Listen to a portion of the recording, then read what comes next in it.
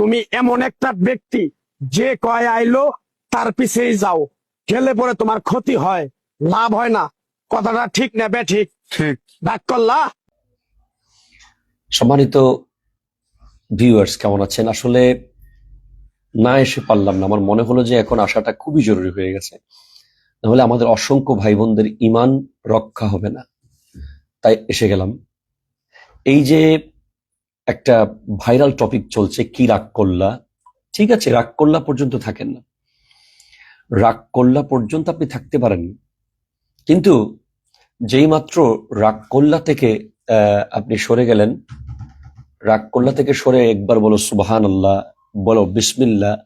এই যে যাকে যেখানে মন চায়, রাস্তায় ঘাটে, গরুর বাজারে, ফুটবল প্লেয়ারদেরকে নিয়ে, ক্রিকেট টিম নিয়ে, পারিবারিক সাংসারিক বিষয় নিয়ে কথায় কথায় খালি একবার বলো বিসমিল্লাহ, বলো সুবহানাল্লাহ।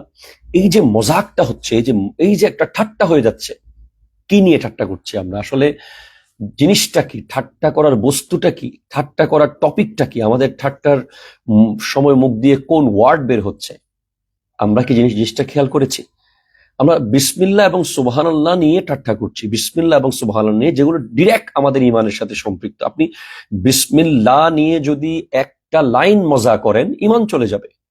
সুবহানাল্লাহ নিয়ে যদি একবার মজা করে বলে থাকেন, ঠাট্টা করে বলে থাকেন, ইমান চলে যাবে। তো আমরা কি আল্লাহর নাম নিয়ে আমরা কি ঠাট্টা শুরু করছি?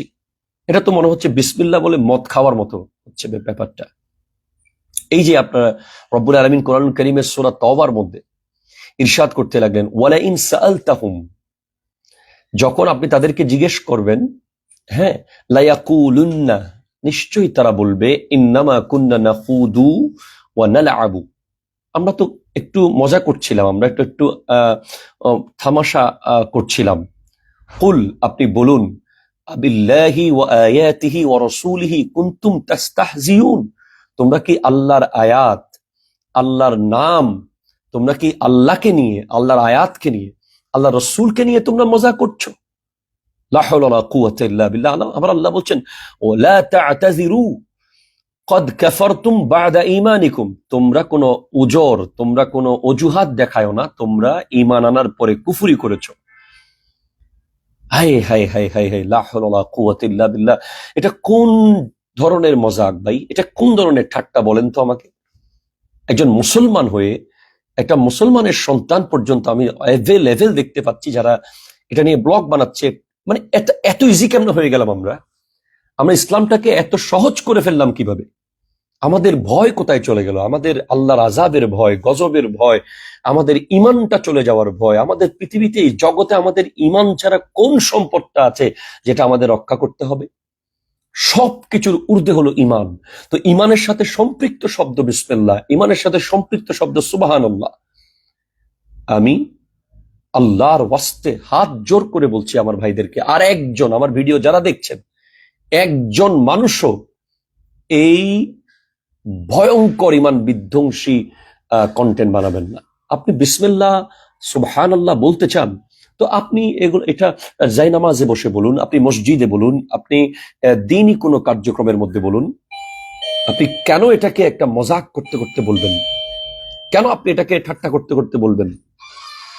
খবরদার, খবরদার, যার কাছে ঈমান নাই, এই জগতে তার কিছুই নাই, সে সবকিছু হারিয়ে ফেলেছে, সবকিছু হারিয়ে ফেলেছে।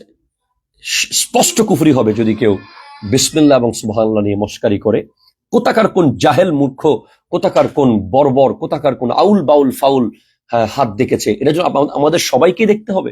কেন আপনি ভালো কিছু নিয়ে কন্টেন্ট বানান, আপনি রাসূল পাকের কোন হাদিস নিয়ে কন্টেন্ট বানান, আপনি কোরআনুল কারীমের কোন আয়াত নিয়ে কন্টেন্ট বানান, আপনি দ্বীনি কোন বিষয় নিয়ে কন্টেন্ট বানান, আপনি যেখানে যখন মন চাচ্ছে আপনি বিসমিল্লাহ সুবহানাল্লাহ নিয়ে মজা করছেন। বিসমিল্লাহির রহমানির রহিম, এই একটা আয়াত পড়লে শয়তান পালিয়ে যায়, প্রতি অক্ষরে অক্ষরে 10টা গুনাহ ঝরে যায়, 10টা সওয়াব দেওয়া হয়। সুবহানাল্লাহ, এটা অর্থ কি? আল্লাহ পুত পবিত্র, আল্লাহ মহান, আল্লাহ আজিমুশ শান। আল্লাহর ওয়াস্তে আমরা এটা নিয়ে মজাক করব না, আমরা সাবধান হয়ে যাব, আমরা হুঁশিয়ার হয়ে যাব। আল্লাহ তাআলা আমাদেরকে, আমাদের ঈমানকে রক্ষা করুক। আল্লাহ তাআলা আমাদেরকে ঈমান নিয়ে ইন্তেকাল করার তৌফিক দান করুক, ঈমান নিয়ে মৃত্যুবরণ করার তৌফিক দান করুক। আসসালামু আলাইকুম ওয়া রাহমাতুল্লাহি ওয়া বারাকাতুহু।